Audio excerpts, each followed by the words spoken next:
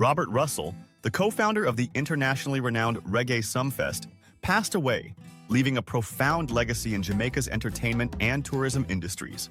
Russell, who played a pivotal role in creating and shaping Reggae Sumfest since its inception in 1993, was instrumental in promoting Jamaican music and culture on a global stage.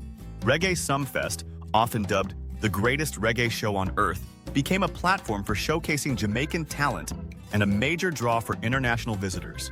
He served as the festival's chairman for 18 years and continued to contribute to its success even after its sale in 2015. In addition to his work with Reggae Sumfest, Russell was a significant figure in Jamaica's nightlife and cultural scene. He owned Pier One, a popular Montego Bay venue, and was involved in producing the Jamaica Jazz and Blues Festival.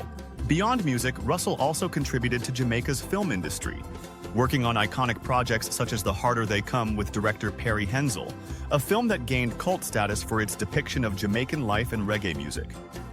Recognized for his contributions, Russell was honored with the Order of Distinction in the rank of Commander, CD, for his impact on music, entertainment, tourism, and film. His dedication to fostering Jamaican culture and his entrepreneurial spirit have left a lasting impression on the country's creative and economic sectors. His passing marks the end of an era, but his legacy continues to inspire future generations of Jamaican artists and entrepreneurs. Like and share, subscribe, comment.